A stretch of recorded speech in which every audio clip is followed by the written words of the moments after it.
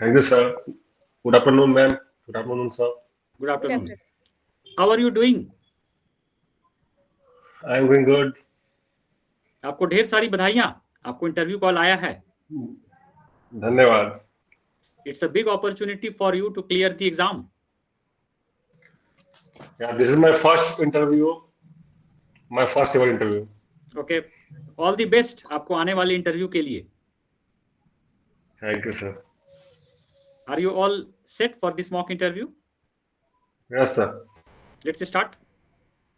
Yes, sir. Okay. Please introduce yourself. So my name is Nitish Kumar. I did my primary education from my village Rasupatasiya in Swastipur. I did my graduation from NIT Bhopal in computer science and engineering. My hobbies are watching cricket and watching Hindi movies and web series. Okay. Your optional subject? My optional subject is political science and international relations. Why did you choose this optional subject? Since computer science is not in the list of optional subject, and also my interest was in political science and especially in international relations, the dynamics of foreign policies has intrigued me in my initial days. That's why I chose political science and international relations. अच्छा, हमें ये बताइए कि political science का जो knowledge है as a civil servant आपको बिहार में कैसे हेल्प करेगा? पॉलिटिकल साइंस, जैसे पॉलिटिकल साइंस में पॉलिटी एक बहुत बड़ा एस्पेक्ट होता है. पॉलिटी में सर सोसाइटी को चलाने का एक तरीका है जो सरकार चुन के आती है, कैसे चुन के आती है, उनका क्या क्या रेस्पॉन्सिबिलिटी है, सिटीजन का क्या राइट्स है, ये सब जानना. एक सोसाइटी के विभिन्न एस्पेक्ट जैसे आइडेंटिटी कैसे प्ले करता है पॉलिटिक्स में, ये सब जानना पॉलिटिकल साइंस से बहुत फायदा मिलता है.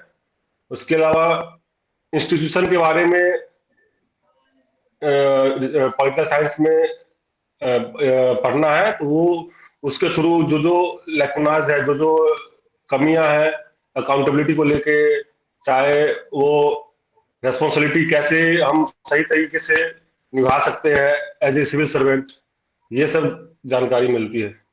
Okay, good. Now please tell the basic difference between Look East policy of India and Act East policy of India. 3 major differences which you notice.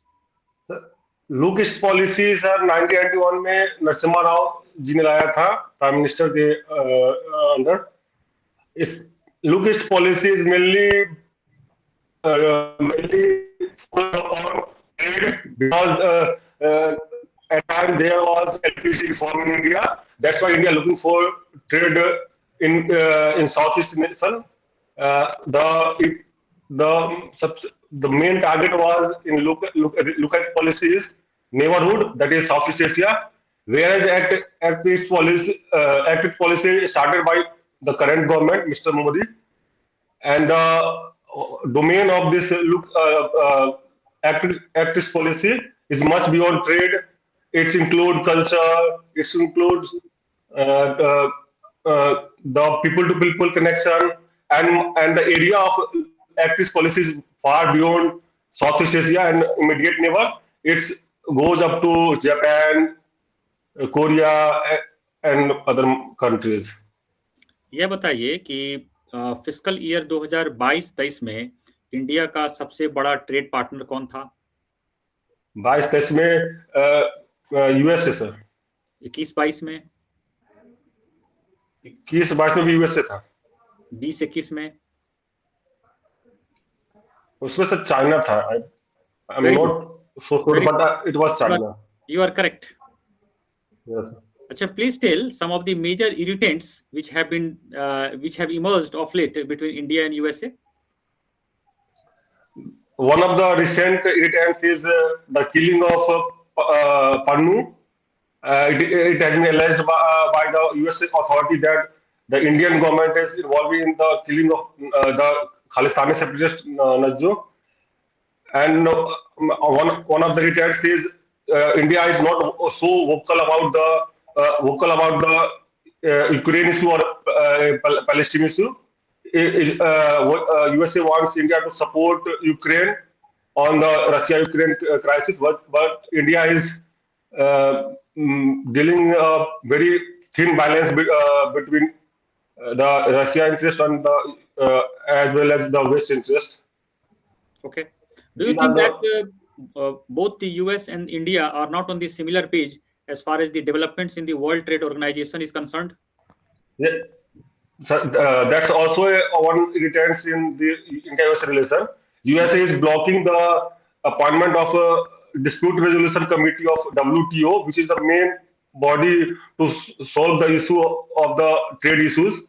And also USA is USA India पे sir agriculture को लेके बहुत सारे market जो open नहीं है, India ने open नहीं रखा है क्योंकि वो फार्मर के राइट्स को प्रोटेक्ट करने के लिए, उसको लेके भी सर यूएसए हमेशा WTO जाते रहता है. ओके. अच्छा, ये बताइए, रेमिटेंसेस जो है उससे आप क्या समझते हैं? रेमिटेंसेस सर, जो किसी देश का आदमी किसी दूसरे देश में जाके वहां जॉब करके वो पैसा अपने मूल कंट्री में जो भेजता है उसे रेमिटेंसेस बोलते हैं. जैसे सर इंडियन सिटीजन यदि यूएस जाके पैसे भेजता है इंडिया में तो वो रेमिटेंसेस के तौर पे कहलाएगा. India is the largest recipient of remittance in the Are you world. aware about the volume of remittances which came in the fiscal year 2022-23? I think so it is 112 point something billion dollar. It is the highest till now for Are you India sure? also. Are you sure? And this is not the exact number, but this is it is more than 110 billion dollar. It is sure. I am sure at that point. Well, there is difference between 110 and 100 and 112. Do you think so? Yeah. This, but I can't exactly remember right now. I recall right now. Okay. Sorry, sir. Okay. Please tell about the recent controversy regarding Office of Governor. Even the Supreme Court has intervened, and it is quite apparent that the ruling party, especially in Delhi, seems to be using the Office of the Governor to arm twist and to torture the state governments. Do you agree with this point? So, this is not the whole picture, sir. There are some truth in this. Your governor. This is not the first time that governor is misused by the party at the center. It has been the phenomena in the Indian politics since the independence. When the Janata Party first came to power, then they nullified the 9 Congress government in the state. Then Indira Gandhi came to power. Then she dismissed the 13 opposition state. This has been happening, but in recent times there has been issue of the government holding the bills. That's can be seen in Tamil Nadu, Punjab, Kerala.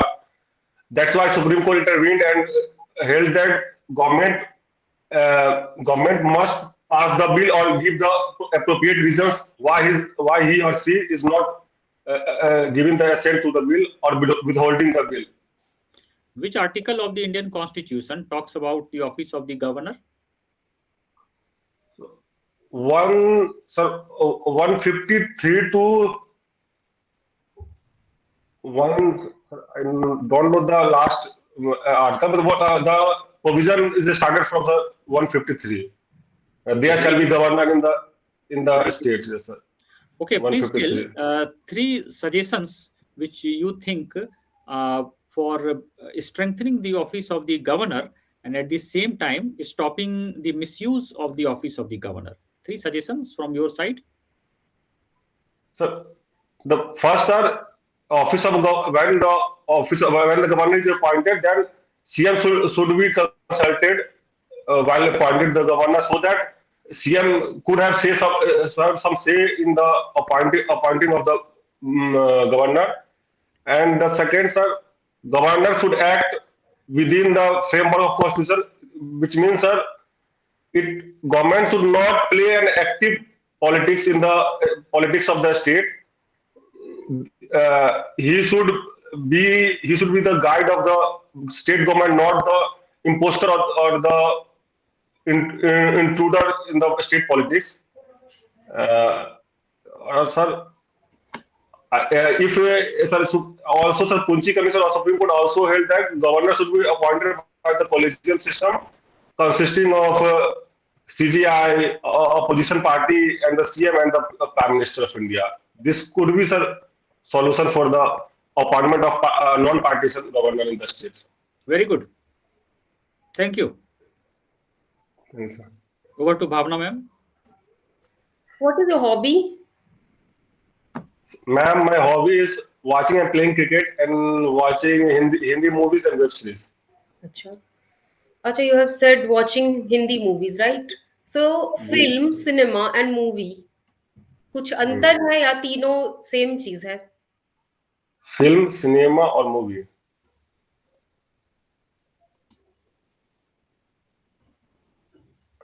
I can't remember the exact difference, ma'am. If you allow, then I may guess.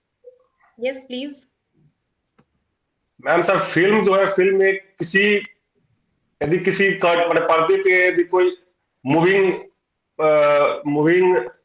Picture चल रहा है तो sir film कह सकते हैं. Cinema और movie sir उसका वो सबसेट है एक तरह से फिल्म का. I think so. I am not very sure. आप इसको देख लीजिएगा. I will look into it. Give us the brief idea of the development of the Indian cinema. Indian cinema started in early 1900. One of the first or the founder of the Indian cinema is Baba Saheb Phalke, who is also known as the father of Indian cinema. He first directed the film Raja Harishchandra, which was the first feature film of the Indian cinema. In the starting period, India's movies were based upon the freedom struggle and the socio-political landscape of India. In 1970s, there was a rise of heroic. You can say a violent hero that comes with Amitabh Bachchan, where the hero fights against the menace of the society or the bad person of the society. And in the 1990s, there was a rise of romantic movies in Indian cinema. In contemporary period, there is a mix of all these cinema. There is a mix of contemporary cinema. There is a mix of cult cinema also.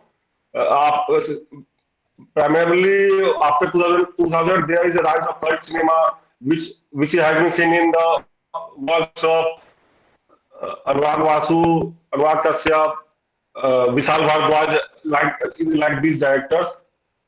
And there is also a focus on the documentary film or the film on the real personality or historical figures such as Mahana Pratap or Padmavati. These are the films. Okay, which was the last film that you watched? Ma'am, I watched on OTT platform. The last movie I watched was Apurva on Disney Plus Hotstar. What did you learn from that movie? In this movie, the main idea was how a woman who was trapped in Chambal region by some dacoits, how she escaped from that with herself without any support. That's very intriguing for me. Okay, what is the difference between movie, web series and TV series? Mainly, ma'am, movie are of short duration. They are released in big theaters. Where the web series is basically that are published in published on internet. That is the web series. A TV series which are published on the TV screen, which we watched in our houses home. Okay, you also For example, ma'am. You also said that your hobby is cricket. Yes, ma'am. Okay, so tell us that How many international crickets were held at Moinul Haq Stadium?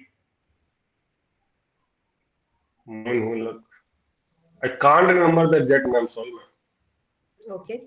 I think 1 or 2 matches. I can't remember the exact number. Okay, what does the stump signify? Stump signifies, the stump is basically for the out out when the ball hits the stump. That's it's called. That's we call the batsman. The duration of that player on the field is gone. No, the three I think stumps so. signifies something. I'm asking that. So sorry, ma'am, I can't know about this. The significance of three stump. Okay, okay. Tell us that the year in which India won World Cup in 1983, who was the wicket keeper? The wicket keeper was.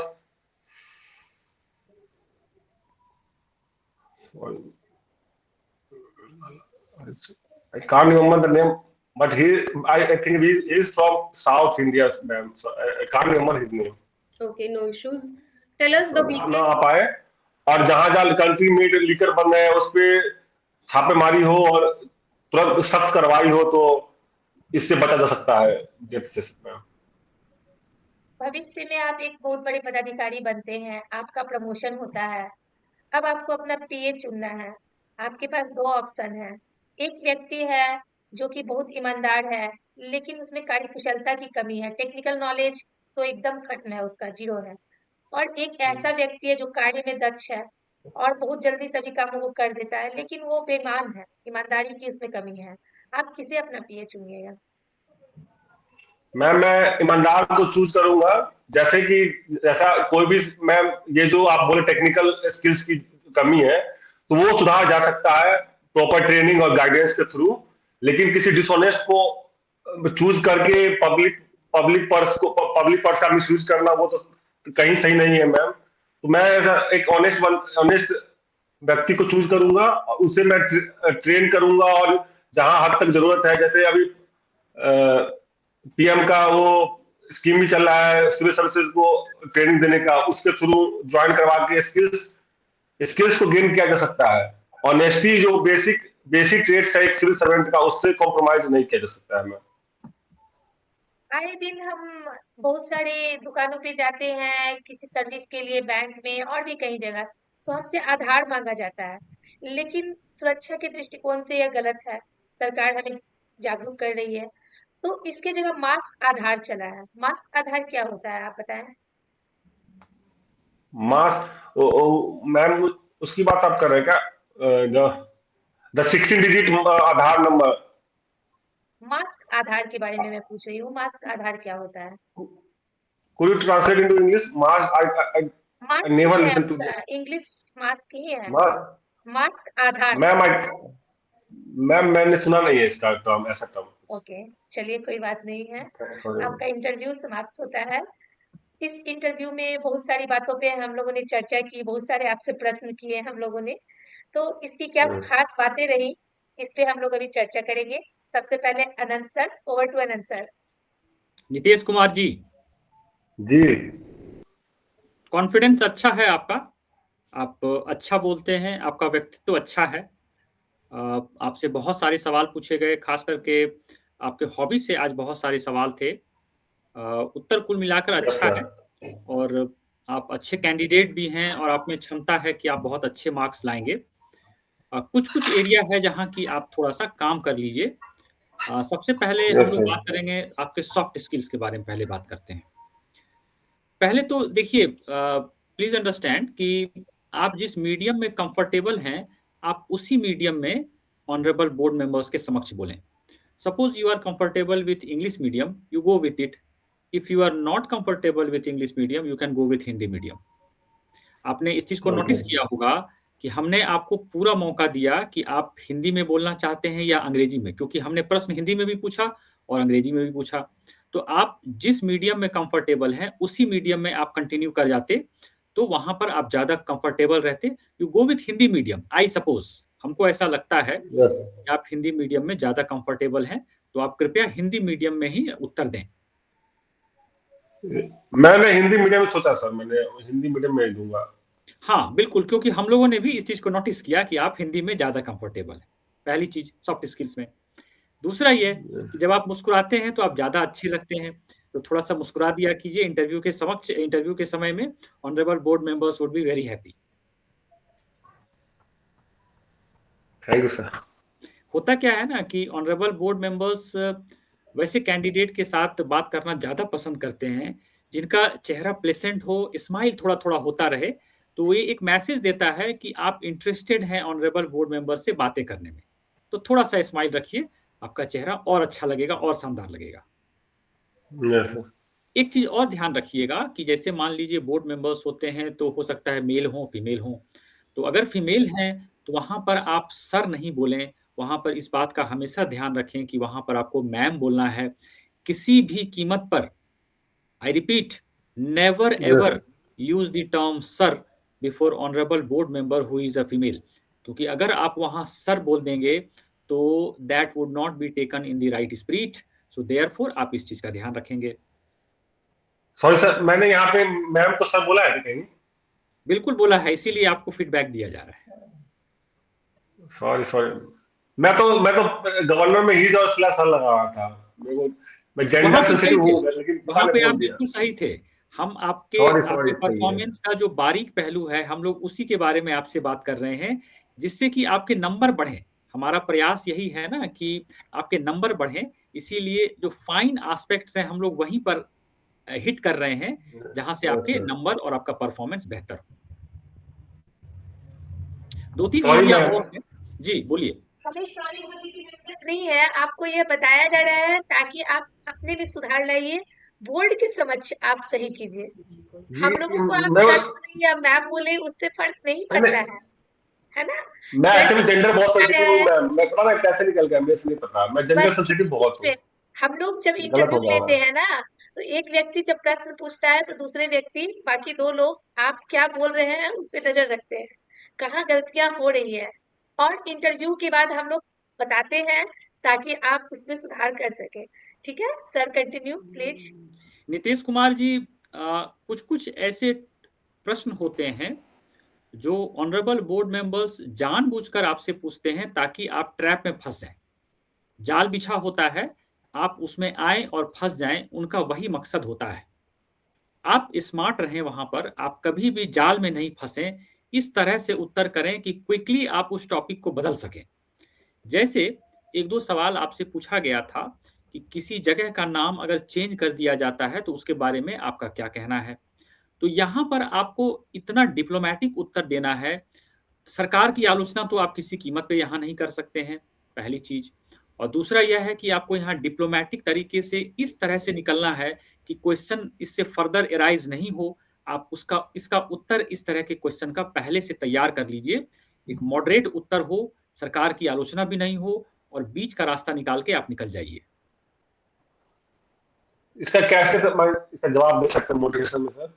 इसका उत्तर आपने लगभग सही दिया था। इसमें यही उत्तर हो सकता है कि सरकार का फैसला बिल्कुल सही है, होता है, वहां का हिस्ट्री है, वहां का जो खास संस्कृति है उसको रिफ्लेक्ट करने के लिए सरकार इस प्रकार का फैसला लेती है, और इसका समर्थन मिलता है आम लोगों का। यस। मैं इस तो तरह मैं तो से वो भी बात मतलब रेफरेंडम वाले बोले, अब वोटिंग करवा सकते हैं यदि चाहते हैं तो रेफरेंडम ले सकते हैं इसमें। आप अपने तरफ से कुछ भी एडिशनल पॉइंट नहीं दें, क्योंकि अगर आप देंगे तो वहां पर फंसने का डर है। तो आप जो है, सजेशन नहीं देना है ना? हाँ, आपको जो सरकार का पोजीशन है बस आप वहां पर वही रख दें। ऑनरेबल बोर्ड मेंबर्स आपसे फर्दर इस टॉपिक पे क्वेश्चन नहीं पूछेंगे। एक और प्रश्न आपसे पूछा गया था कि कोई ऐसी पॉलिसी बिहार सरकार की जो कि आपको लगता है कि वह सही नहीं है। यहां पर भी जानबूझकर एक ट्रैप बिछाया गया था, और आपको ध्यान रखना है कि इस तरह के ट्रैप में आप नहीं फंसे। याद रखिए कि जैसे ही इस तरह का प्रश्न पूछा जाता है तो at the back of your mind हमेशा एक सिग्नल बजना चाहिए, रेड सिग्नल, डेंजर जोन। जल्दी से उस प्रश्न से आपको बाहर निकलना है। तो वहां पर आपको कुछ इस तरह से उत्तर दे सकते हैं कि कुछ कुछ पॉलिसीज हैं जिसमें कि बेटर इंप्लीमेंटेशन हो सकता है, लोगों में जागरूकता फैलाया जा सकता है। मॉडरेट पॉइंट देकर तुरंत बाहर निकलिए उस टॉपिक से आप।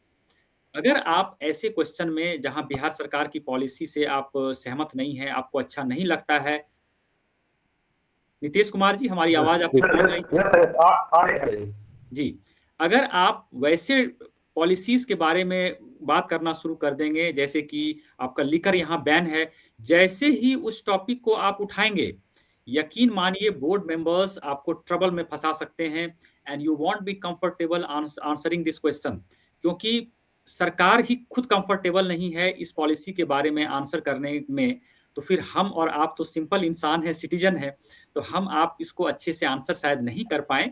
तो आप अपना काम को आसान कीजिए, आप इंटरव्यू में ऐसे ही माइल्ड पॉइंट को लीजिए कि बोर्ड मेंबर समझ जाएंगे कि you have got the message, आपको डेंजर वहां दिख गया है, तुरंत मॉडरेट पॉइंट बोल के तुरंत निकल जाइए।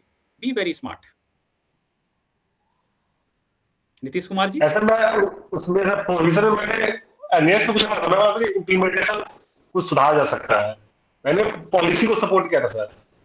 आपने किया था, लेकिन यस सर। हमारा यह मत है कि आप वैसे पॉलिसी पे ही बात कीजिए जो कि बहुत माइल्ड है, जो पहले से अच्छा हो रहा है। आप उसमें बस बोलिए कि थोड़ा जनता में जागरूकता को बढ़ाना है और बेहतर तरीके से इंप्लीमेंट किया जा सकता है। बोर्ड मेंबर्स आपको इस टॉपिक पर फर्दर क्वेश्चन वो पूछेंगे ही नहीं।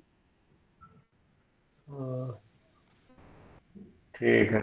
और लास्ट एक पॉइंट आप ध्यान में रखेंगे नीतीश कुमार जी, कि आधार Yes, sir. नंबर के बारे में एक प्रश्न मैम आपसे पूछी थी, तो वहां पर आप थोड़ा इनफॉर्मल तरीके से उत्तर कर रहे थे, तो कृपया ध्यान रखेंगे कि ऑनरेबल बोर्ड मेंबर्स के समक्ष जो है आपको फॉर्मल तरीके से बात करनी है, और यह आपको दिखाना होता है कि आप एक कैंडिडेट हैं, और आपके स्वर में एक सम्मान की भावना होनी चाहिए और एक फॉर्मल अप्रोच होना चाहिए जो कि ऑनरेबल बोर्ड मेंबर्स को अच्छा लगता है। Yes sir. Okay, over to Bhavna ma'am. जैसे कि सर ने कहा, जिन पॉइंट्स पे आप उन पे काम कीजिए। सबसे पहली बात तो मीडियम, इसको आप देख लीजिए आप किस में ज्यादा कंफर्टेबल है। दूसरी बात है फॉर्मल रहिए, ठीक है ना। आप वही आधार वाले क्वेश्चन पे आप थोड़े इनफॉर्मल हो गए थे और आपने इसकी बात कर रहे हैं क्या मैम, तो प्लीज इस तरीके से इस ये सब नहीं सेंटेंस बोला, बचे। लगा था वहां पे। हाँ, तो ये सब बोलने से बचिएगा। एक सजेशन है कि आप मिरर प्रैक्टिस कीजिए आई कांटेक्ट के लिए, ठीक है। आप ठीक मिरर है के सर। सामने बैठ के थोड़ा सा बोलने की प्रैक्टिस कीजिए, उससे आपका आई कांटेक्ट जो है वो क्या होगा, इनहेंस। क्योंकि हमने नोटिस किया कि आपका जो आईज है ये वो यहाँ वहां वेंडर कर रहा है, ठीक है। तो उसको स्टैटिक रखने की जरूरत है, उसके लिए आप प्रैक्टिस कीजिए और मॉक्स दीजिए, ठीक है। हम श्योर है कि आप कर सकते हैं इन सारी चीजों पे काम। आपका जो रियल इंटरव्यू होगा उसमें आप काफी अच्छा परफॉर्म करेंगे। बस इन सारी चीजों को देख लीजिए, जो सर ने कहा है उस पे काम कीजिए। बाकी का जो फीडबैक है वो आपको पूजा मैम देंगी। नीतीश जी, आपको जानकारी काफी अच्छी है और आप अच्छे से प्रश्नों को टेकल करते हैं। बस थोड़ी थोड़ी जरूरत है और अच्छे से उसको पॉलिश करने की, जैसा सर ने कहा और जैसा मैम ने कहा। बस उन सभी चीजों पर आप ध्यान दीजिए, थोड़ा मिरर प्रैक्टिस कीजिए, आई कांटेक्ट बनाइए और जैसे अभी मुस्कुरा रहे हैं वैसे ही बोर्ड में मुस्कुरा कर जवाब दीजिएगा। ठीक है, all the best. Thank you ma'am.